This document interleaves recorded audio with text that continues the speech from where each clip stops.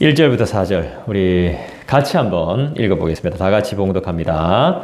예수께서 눈을 들어 부자들이 헌금함에 헌금 넣는 것을 보시고 또 어떤 가난한 과부가 2렙돈 넣는 것을 보시고 이르시되 내가 참으로 너희에게 말하노니 이 가난한 과부가 다른 모든 사람보다 많이 넣었도다. 저들은 그 풍족한 중에서 헌금을 넣었거니와 이 과부는 그 가난한 중에서 자기가 가지고 있는 생활비 전부를 넣었느니라 하시니라. 아멘. 오늘 말씀을 통해서 우리에게 귀한 깨달음과 또 하나님께서 우리 예수님께서 무엇을 원하시는지 깊이 발견하는, 원하시는 것을 발견하는 저와 여러분 되기를 간절히 소원합니다. 주일 이 말씀이 행복한 언약교회로 이제 그 계정으로, 유튜브 계정으로 등록이 됩니다. 제 이름으로 검색하시면 주일 설교가 검색되지 않는 경우가 있습니다. 그때는 행복한 언약교회로 검색을 하시면 유튜브에서 주일 설교는 만날 수 있습니다. 정말 하나님께서 원하시는 것이 무엇인가? 우리는 예수님을 절대로 속일 수 없는데 말이죠. 자, 그렇다면 신앙이란 무엇인가를 다시 한번 우리가 좀 살펴봐야 되겠는데요. 신앙이란 무엇입니까? 그렇죠. 하나님을 믿고 의지하고 일상을 사는 것이 바로 신앙이죠. 하나님을 어떻게 해요? 믿고 의지하고 일상을 사는 것이 바로 신앙입니다. 한마디로 말하면 뭐라고 말할 수 있습니까? 내 힘과 내 뜻과 내 생각이 아니라 누구의 생각대로? 하나님의 생각과 하나님의 뜻과 하나님의 마음으로 살아가는 것. 그것을 구하면서 살아가는 것. 여러분 한번 저를 한번 따라해 보시겠어요? 자, 두 손을 한번 들어보세요. 눈을 가려보세요. 다 눈이 안 보이게. 어떻습니까? 깜깜하죠? 네, 깜깜하죠? 안 깜깜해요? 그럼 제대로 안 가린 건데. 네, 깜깜하죠? 손을 내려봅시다. 이 상태가 바로 하나님이 천지를 창조하기 전에 흑암이 가득했던 상태였습니다. 근데 우리가 지금 딱 손을 내리는 순간 하나님이 창조하신 모든 것들을 보게 됩니다. 이건 제가 발견한 것이 아니고 주일학교 전도사님이 이렇게 하시더라고요. 제가 흉내 내본 겁니다, 지금. 어느 교회의 주일학교 선생님, 하나님의 창조를 설명할 때, 너무 좋은, 너무 좋은 이 비유인 것 같아요. 아무것도 없었습니다, 우리는. 아무것도 몰랐습니다. 아무것도 없었어요. 근데 우리는 하나님의 은혜로 이렇게 건강하고 또 잘 먹고 나름대로 잘 살고 있는 것입니다. 내 생각이 아닌 거예요. 내 뜻이 아닌 거예요. 내 계획이 아닌 거예요. 누구의 계획? 하나님의 계획, 하나님의 섭리, 하나님의 인도하심. 그분을 의지하고 그분을 믿고 살아가는 것이 바로 신앙인 거예요. 그래서 우리는 신앙생활을 하다 보면 우리가 인간이기 때문에 고민이 될 때가 있어요. 뭔가를 결정할 때. 고민하고 때로는 갈등하고 때로는 후회하고 이럴 때가 있습니다. 그래서 우리는 그때마다 뭘 합니까? 기도라는 것을 합니다. 신앙생활에 있어서 기도가 빠지면 될까요? 안 될까요? 안 되죠. 그래서 신앙생활을 할 때 고민이 되고 갈등이 되고 뭔가 어떻게 해야 될까 이런 생각이 들 때마다 우리는 기도라는 것을 하게 돼요. 우리의 고민을 해결하기 위해서 주님의 도우심을 구하는 간절한 기도를 합니다. 이건 아주 좋은 것입니다. 그런데 여기까지는 참 좋아요. 근데 그 다음이 문제가 되는 거예요. 기도하고 났더니 더 답답해. 막 답답해요. 하나님의 음성이 안 들려요.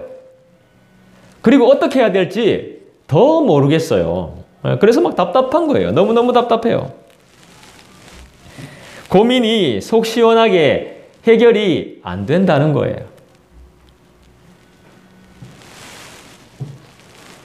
문제가 깔끔하게 해결될 때가 있는데 그렇지 않을 때가 더 많더라는 거예요. 내가 만족할 만한 결과가 나타나지 않을 때가 있더라는 것이죠. 만약 여러분이 이러한 삶을 살고 있다면 아주 잘 살고 계신 것입니다. 네? 진짜요? 답답한데? 잘 살고 있는 거라고요? 답답해 미치겠는데? 잘 살고 있는 거라 이게 정상이라고요? 네, 정상입니다. 우리 옆을 바라보면서 이야기하시죠. 정상적으로 살고 있습니다. 네. 예, 이게 지금 우리 마스크 쓰고 있는 게 이게 정상입니다. 답답해 미치겠는데. 이거 막 숨도 잘 못 쉬겠는데. 막 열에 쓰고 싶은데, 열에 쓰고 싶은데. 이것도 안 된다는 겁니다.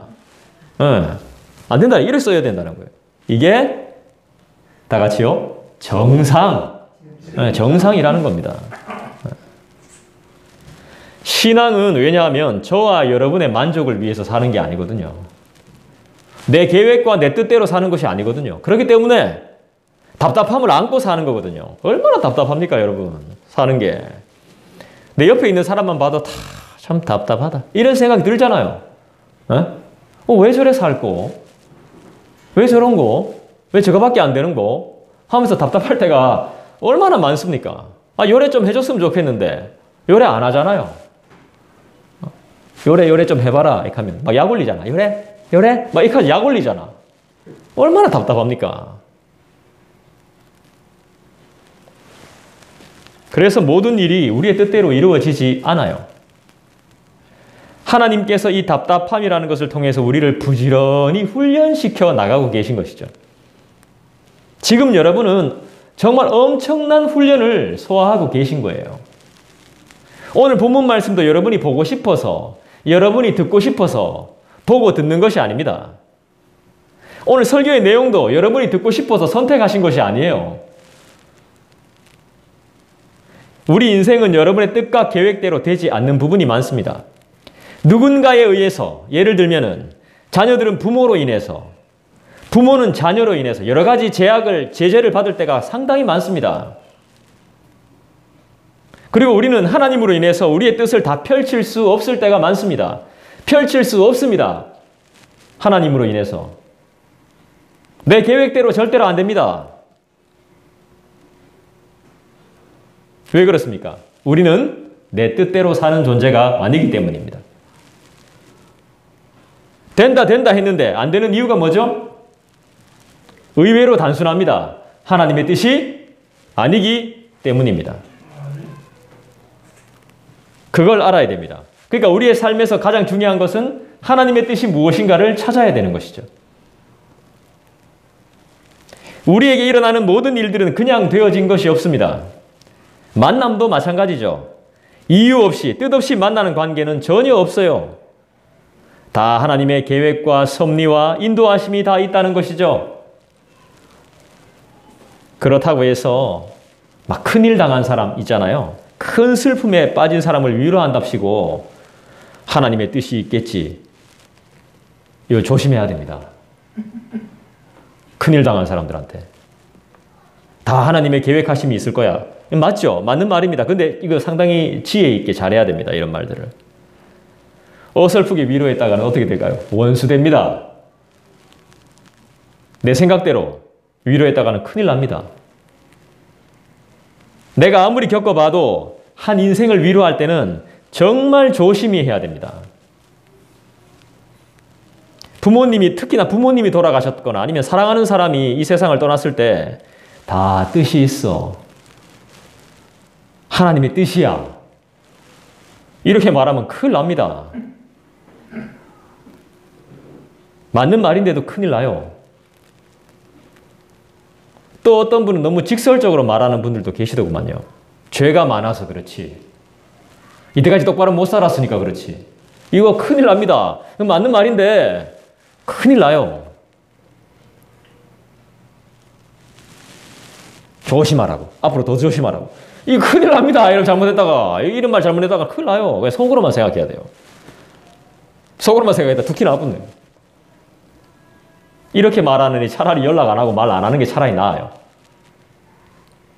본문에 등장하는 사람이 있습니다, 오늘. 오늘 본문에 등장하는 사람이 누굽니까? 우리의 위로가 필요한 사람이에요. 누구죠? 과부죠. 과부는 어떤 사람이죠? 여러분이 딱 생각해보면 알죠? 과부는 어떤 사람입니까? 외롭고 힘든 사람, 의지할 곳이 없는 사람입니다.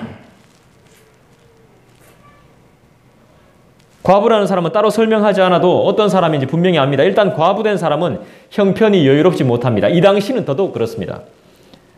남편 없으면 굶어 죽는다고 봐야 됩니다. 그리고 자식이 없다면 더더욱 힘든 사람이 과부입니다. 생활 자체가 아주 어렵습니다. 우리가 도와주고 돌봐주어야 할 대상입니다. 사실 우리의 도움이 필요한 사람은 그렇게 멀리 있지 않습니다. 가까이에 있을 수 있죠. 저는 교회를 개척하기 전에 준비하는 과정에서 이런 다짐을 했었습니다. 헌금 설교는 절대 하지 않으리. 돈에 대한 설교는 절대 이야기하지 않겠다. 이 다짐했었습니다. 왜냐하면 그냥 싫었습니다. 교회가 돈으로 움직인다, 돈이 필요하다 이런 말 자체가 너무 싫었기 때문이죠. 그런데 돈이 필요합니다. 돈이 중요합니다. 내가 돈에 대해서 담대하지 못해서 그게 문제인 거지, 뻘쭘하고 주저주저해서 그런 거지. 돈은 진짜 필요한 것입니다. 성경을 공부하면서 생각이 조금씩 달라졌습니다. 이야기를 안 한다는 것 자체가 좋은 게 아닙니다. 돈에 대해서. 돈과 물질에 대해서 바르고 정확하게 가르치고 알아야 되는 거죠. 바르고 정확하게 알아야 되지. 말 안 한다고 해서 좋은 게 아니더라고요. 유튜브 영상 보니까 11조 헌금 안 해도 됩니다. 이런 영상들이 있대요. 참 안타깝습니다. 성경을 정확히 모르는 표현도 몇 가지 있더라고요.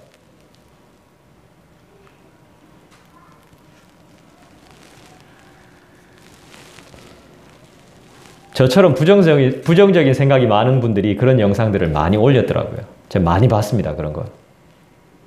이번 설교를 준비하면서도 많이 봤습니다. 어떤 교회에 가보면 현금 봉투가 28가지나 된답니다. 제가 개척하기 전에 이제 어떤 섬겼던 어느 교회에는 10몇 가지가 있었던 걸로 제가 기억이 나는데, 그 교회보다 더 많은 헌금 종류가 28개랍니다.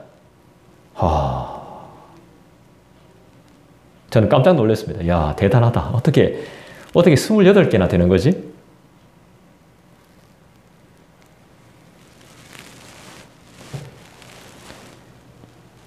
이건 진짜 아닌 것 같아요. 그리고 후원금과 기부금은 헌금이라고 말하기가 조금 그래요. 좋은 마음으로 드린 기부금, 후원은 헌금이라고 말하기가 조금 어렵습니다. 우리가 헌금을 제대로 알아야 되는데, 제가 나중에 제가 공부를 좀 했으니까 여러분들하고 나눌 기회가 있겠죠. 우리는 헌금이라, 옛날에는 이제 연보라고 했죠. 지금은 헌금. 근데 헌금보다도 요즘은 어떻게 하냐 하면 봉헌이란 말을 많이 합니다. 봉헌. 이런 의미가 생긴 이유가 뭐겠습니까? 그만큼 특별한 것이기 때문이거든요.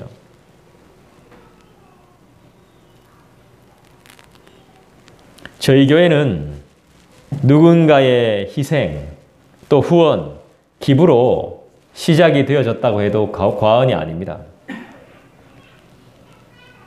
그분들의 헌신이 없었다면 참 많이 어려웠을 겁니다. 헌금의 여러 가지 뜻 중에 선물이란 뜻이 있답니다. 헌금에.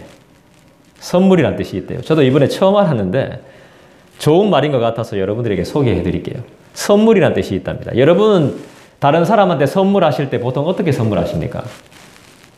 뭐가 최고의 선물이고 뭐가 가장 가치 있는 선물입니까? 나에게 가장 필요한 것. 최고의 선물이 되겠죠. 그죠? 내가 정말 갖고 싶었던 것. 최고의 선물이 될 겁니다. 그렇지만 그 이전에 뭐가 가치 있는 선물이죠? 진심을 담은 선물이 진짜 가치 있는 선물이에요. 액수가 중요한 게 아니에요. 그죠? 크기가 중요한 게 아니에요. 주는 사람의 마음과 그 진심이 담겨 있는 선물이 진짜 선물인 거예요. 진심이 담겨 있는, 그냥 주는 게 아니라, 내가 2개 있기 때문에 하나 주는 게 아니라, 그것도 가치가 있는 것이지만 내가 진심을 담아서 주는 것, 그게 진짜 참 선물이란 말이에요. 그게 가치 있는 선물이란 말이죠. 진심을 담아 드리는 선물이 정말 좋은 선물. 진심을 담아서 상대방한테 전하며 축하하는 것. 그게 진짜 선물이죠. 선물을 할 때 조건이 있어야 됩니까? 선물을 할 때 만약에 내가 다른 선물을 받고자 하는 조건이 있다면, 내가 줬으니까 다른 것을 받아야 되겠다는 계획이 있다면 그거는 그때부터가 끝. 좋은 선물이 될 수가 없는 것입니다. 아무런 바램도 욕심도 없이 주는 게 진짜 선물이죠. 축하하는 마음으로, 축복하는 마음으로. 바램이나 욕심이 없어야 되는 것입니다. 3절을 읽어보겠습니다. 같이 읽습니다. 시작. 이르시되 내가 참으로 너희에게 말하노니 이 가난한 과부가 다른 모든 사람보다 많이 넣었도다. 지금 과부는 2렙돈을 헌금했습니다. 2렙돈은 뭐 다양한 의견들이 있지만은 많아봤자 2,000원이고 적으면 200원입니다. 그 돈을 헌금함에 넣었습니다. 과부가. 근데 이 2,000원 정도밖에 안 되는 이 돈이 이 과부의 전 재산이랍니다. 오늘 성경은 우리에게 그렇게 말씀하고 있습니다. 자기의 전부를 쏟아부은 겁니다, 그냥.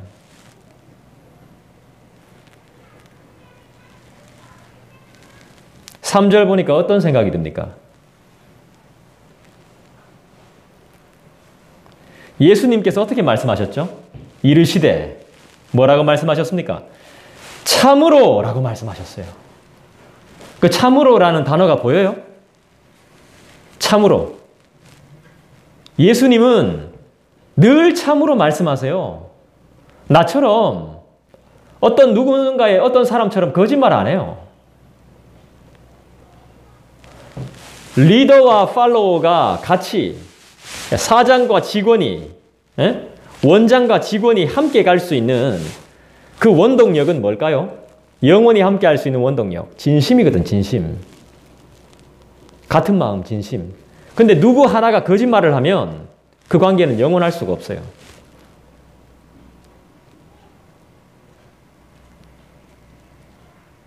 둘 다 거짓말을 하면 그곳은 어떤 도둑놈 소굴이 되는 거예요, 그곳은. 리더와 그 리더를 따르는 사람들이 둘 다 진실해야 돼요. 그래야지 관계가 굉장히 좋을 수 있습니다. 근데 인간들은 그렇지 못합니다. 누구 하나가 거짓말하고 속이게 되어 있습니다. 그래서 우리는 끊임없이 의심하죠.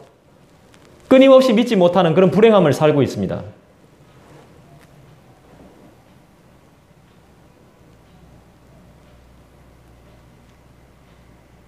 근데 예수님께서는, 그래서 우리가 유일하게 의지할 곳이 예수님밖에 없는 겁니다.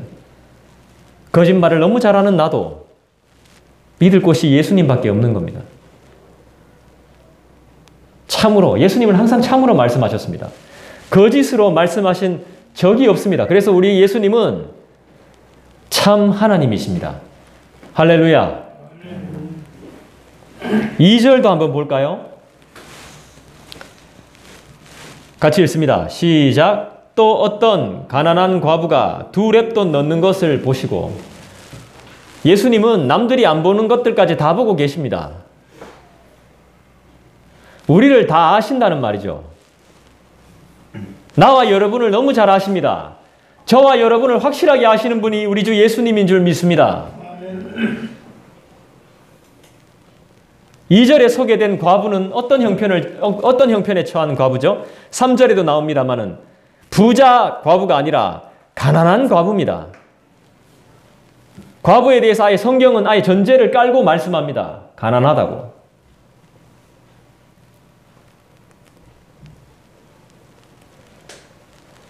두 렙돈밖에 없는 가난한 과부. 이 3절 말씀을 통해서 예수님은 어떤 분이시라는 걸 여러분들이 분명히 알 수 있죠. 우리가 드리는 헌금의 액수까지 다 아시는 분. 가난한지 부한지도 다 아시는 분. 나를 아시는 분. 내가 어떻게 사는지 아시는 분. 무슨 생각을 하는지, 무슨 마음을 먹는지 다 아시는 분이 우리 주 예수 그리스도라는 것입니다. 그분은 참 하나님이십니다. 거짓이 없는 참 하나님이라는 것이 보이십니까? 왜 이 가난한 과부는 부자들과 함께 성전에서 헌금을 하고 있는 것일까요? 이 당시의 헌금함은 소리가 다 납니다. 동전을 넣을 때마다, 돈을 넣을 때마다 이런 소리가 나요. 많이 넣는 사람은 막 이래 나겠죠. 근데 몇 개 없는 사람은 그냥 한번 나고 말겠죠. 액수까지 다 알죠. 투명해가지고 나팔 모양으로 생겼다던데요. 헌금함이 13개나 있다던데요. 13개의 용도가 다 다르답니다. 지금 우리가 봉투를 사용하는 것처럼 헌금함이 13개. 목적이 다 다른 겁니다. 헌금의 목적이. 예나 지금이나 다를 게 없죠. 2000년 전이나 지금이나.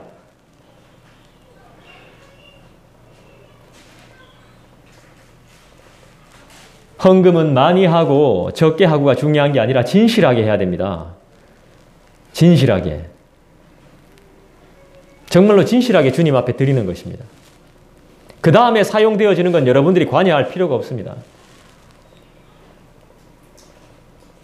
하나님께 드렸다면 그것으로 끝내야 됩니다. 왜요? 우리의 헌금은 신앙 고백이기 때문에 그래요. 선물이라는 의미도 있지만 진짜 헌금의 뜻은 신앙 고백이에요.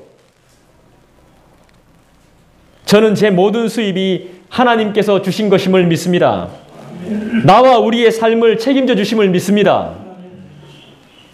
하면서 드리는 게 헌금이에요. 10의 1을 드리는 것도 전부가 다 하나님의 것이지만 그런 의미로 드리는 거예요. 교회와 목회자를 돕기 위해 내는 것이 우선이 아님을 알아야 됩니다. 내가 하나님 앞에 드리는 신앙 고백인 거예요.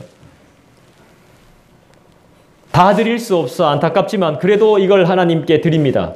내가 너무너무 귀하게 생각하는 이 예물을 하나님 받아 주시옵소서. 그리고 내 삶을 책임져 주시옵소서. 믿습니다 하면서 그렇게 드리는 겁니다. 가난한 과부의 헌금이 부자들이 한 것보다 많다고 예수님께서 말씀하셨습니다. 이유는 4절에 나옵니다. 4절을 한 번 더 읽어보십시다. 시작. 저들은 그 풍족한 중에서 헌금을 넣었거니와 이 과부는 그 가난한 중에서 자기가 가지고 있는 생활비 전부를 넣었느니라 하시니라. 돈 많은 사람이 달란트 하나 넣는 거랑 이 사람이 과부가 두렙돈 넣는 거랑은 차원이 다르다는 것입니다.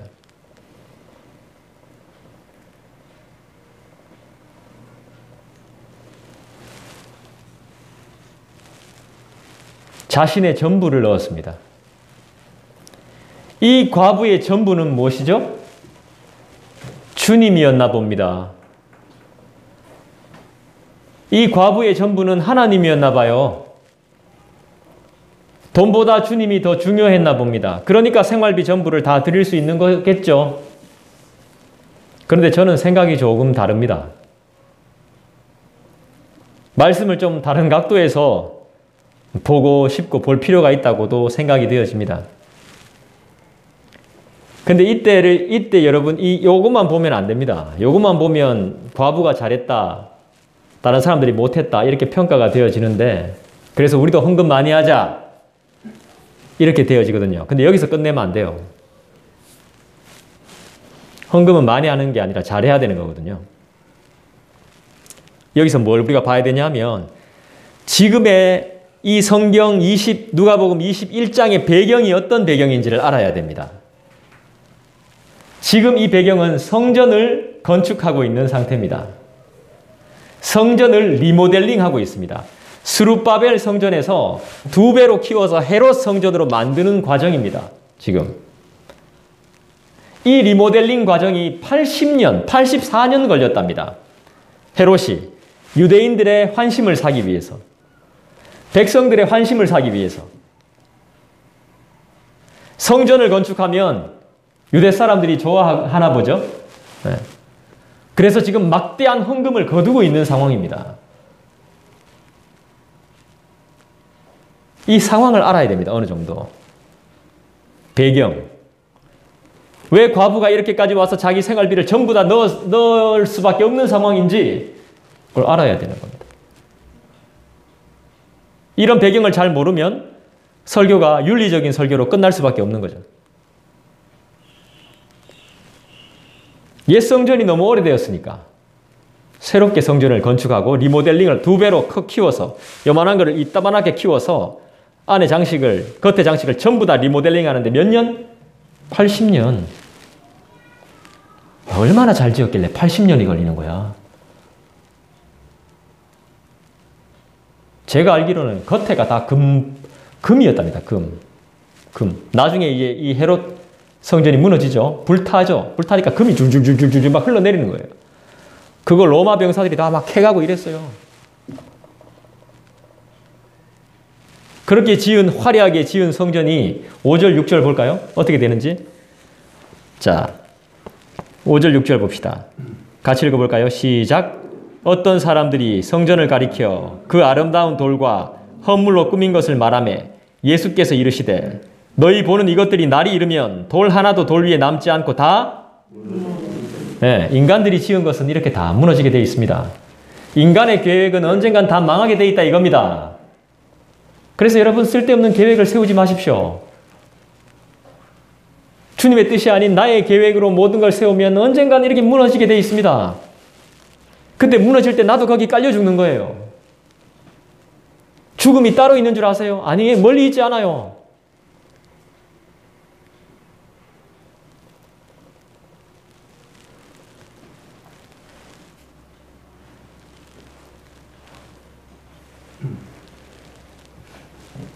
돈이 필요한 거죠. 성전을 새로 지어야 되니까 돈이 필요합니다. 그러니까 목적 헌금을 받기 위해서 성전 앞에, 공사 중인 성전 앞에 13개의 헌금함이 있는 겁니다. 다 용도가 다른 거예요. 지붕을 위한 헌금, 입구를 위한 헌금, 대리석을 위한 헌금, 뭘 위한 헌금, 뭘 위한 헌금. 그 헌금을 내면서도 돈 많은 사람들은 의시되죠. 아, 나는 돈 많이 낼 수 있어. 과부는 그렇게 못하죠. 무슨 목적이죠? 성전을 짓기 위해서. 사람들이 볼 때 화려한 성전을 짓기 위한 것. 근데 이건 무너집니다. 짓자마자 무너집니다. 유대인들 한 사람도 빠짐없이 다 참여해야 되는 상황이죠. 전에 설교를 기억하십니까? 종교 지도자들의 만행을 기억하십니까? 할머니들의 눈물의 삼지돈까지 갈취했던 나쁜 지도자들을 기억하십니까? 네, 그 전에 설교했는데 누가복음. 성전 건축을 위해서 헌금하는 자는 복 받는다 했겠죠. 분명히 이야기했을 겁니다. 병이 낫는다 했겠죠. 자식들이 잘 된다 했겠죠. 분명히 그렇게 말했을 겁니다. 부자 된다 했겠죠. 전혀, 성경엔 전혀 그런 말이 나오지 않던데요. 무엇인가를 목적으로 하고 누군가를 돕기 위해서 내어지는 돈들은 엄밀히 따지면 헌금이라고 말할 수 없습니다.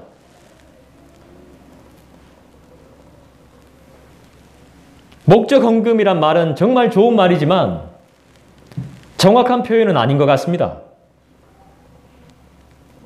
왜냐하면 우리는 헌금을 할 때 무슨 목적을 가지고 헌금하지 않습니다.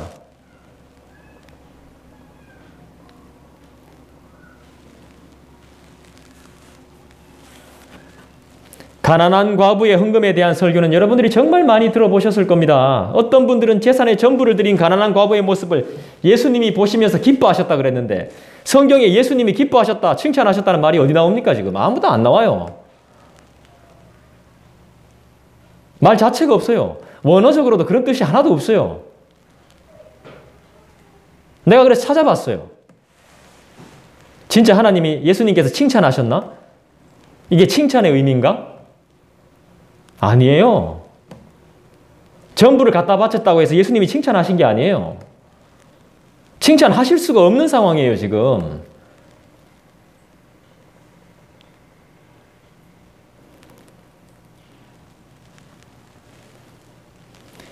그 칭찬보다 우리가 더 주의 깊게 봐야 되는 것이 예수님이 한 영혼에게 가지신 관심입니다. 관심.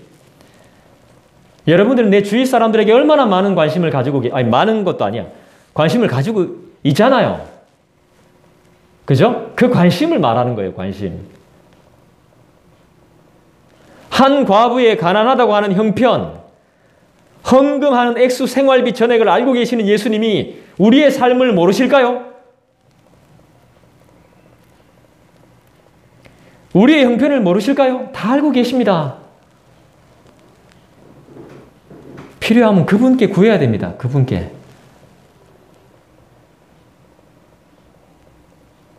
반드시 채워주실 줄 믿습니다. 네, 그렇게 사시길 부탁드립니다. 저도 그렇게 살겠습니다. 아무도 관심이 없는 이 당시에 가난하면 반드시 무시를 많이 당했을 겁니다. 지금도 마찬가지입니다.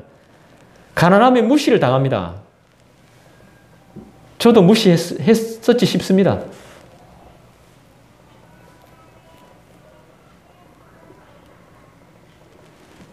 그런 한 영혼을, 아무도 관심을 가져주지 않는 그 한 영혼을 구석에 처박혀가지고 기도하면서 울고 있는 한 영혼, 남들은 질질 짠다고 싫어하는 그 한 영혼, 그 영혼에게 하나님은 관심이 있다는 것이죠. 에이, 사람들은 아유, 보기 싫어, 맨날 울어 막 이러지만 하나님은 그 영혼에게 관심이 있는 거죠. 한숨 쉬는, 맨날 이렇게 한숨 쉴 수밖에 없는 사람들은 얼마나 그 듣는 게 힘듭니까? 하지만 그 한숨을 하나님은 관심을 가지고 있다는 것이죠. 그 신음소리,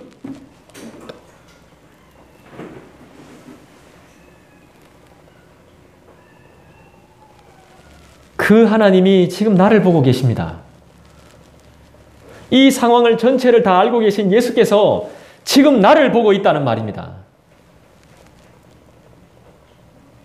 아무도 알아주지 않아도 주님은 다 아십니다. 다시 한번 말씀드리자면 신앙생활은 견디는 겁니다. 견디는 거. 버티는 겁니다. 어떤 일이든 버텨내는 것입니다. 내 뜻대로 되지 않는 것을 주님의 인도를 바라며 소망하며 기다리는 것이 바로 신앙생활입니다. 한마디로 따라합시다. 인내. 참는 것. 참는 게 신앙생활입니다. 참아야 되는 겁니다. 단숨에 되는 것이 하나도 없습니다. 요즘 연예인들 보세요. 연예인들 중에 요즘 태반이 아이돌입니다. 아이돌. 아이돌은 우상이란 뜻이 있습니다. 이 서로 애들이 아이돌이 되려고 엄청 애를 씁니다. 너 꿈이 뭐니? 전부 아이돌이에요. 나 아이돌 될 거야. 이 아이돌이 되려면 어떻게 해야 될까요? 피나는 훈련 과정을 거쳐야 됩니다. 버텨내야 돼요. 춤, 노래, 연기, 운동, 언어, 요리 모든 것을 다 훈련받아요. 10년씩 참고 훈련받는 친구들도 있답니다. 그게 답니까? 데뷔 직전에 뭐 하죠? 얼굴 성형합니다.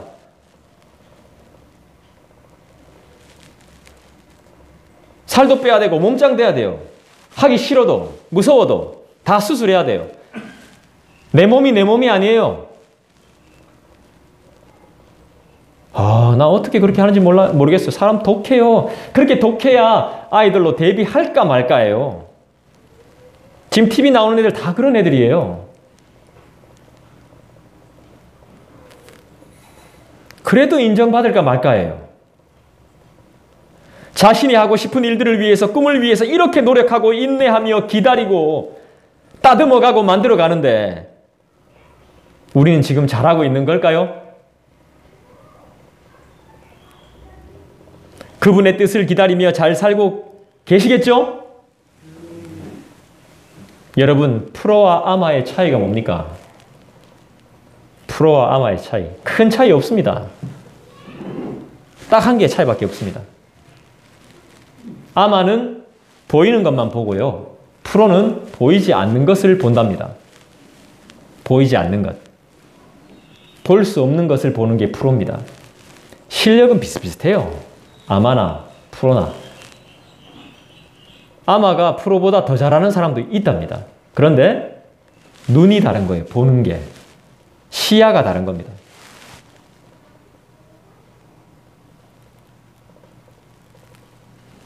내가 가고 있는 길을 맡긴다면, 누구에게 맡기는 게 제일 좋을까요? 안내서를 봐도, 저는 운전할 때 보면 내비를 봐도 두리번거릴 때가 있습니다. 이거 맞나? 이거 내비 맞는 건가? 맞는 지도를 봐도 두리번거릴 때가 있어요. 누구에게 맡겨드리는 게 가장 행복하고 안전할까요? 나를 통해 하나님께서 원하시는 것이 무엇일지 생각해 보셨겠죠? 하나님은 분명히 여러분, 나 한 사람 한 사람에게 분명한 계획과 목적을 가지고 계십니다. 그거 한번 물어보십시오. 하나님, 나를 통해서 무슨 계획과 뜻을 가지고 계십니까? 안 물어보면 어떻습니까? 뭐 생각 안 해보면 어때요?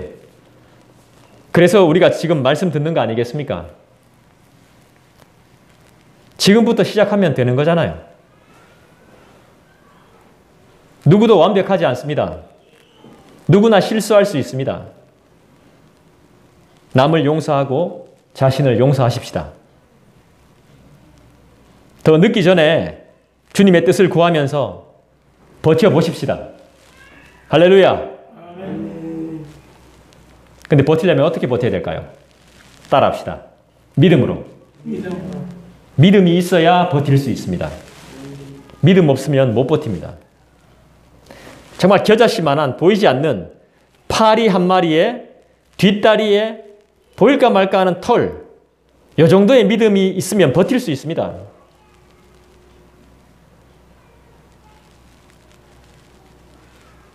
주님이 우리에게 믿음을 주셨습니다. 인내하며 기다릴 수 있게 도와주시옵소서. 없는 것을 불평하지 않으며 가지고 있는 것에 감사하며 나의 삶을 다 아시는 주님께 드리는 것을 아까워하지 않으며 사는 저와 여러분 되시기를 간절히 부탁드립니다. 우리 함께 기도하겠습니다. 오늘 말씀을 생각하시면서 우리 함께 기도하겠습니다. 주님, 이 말씀이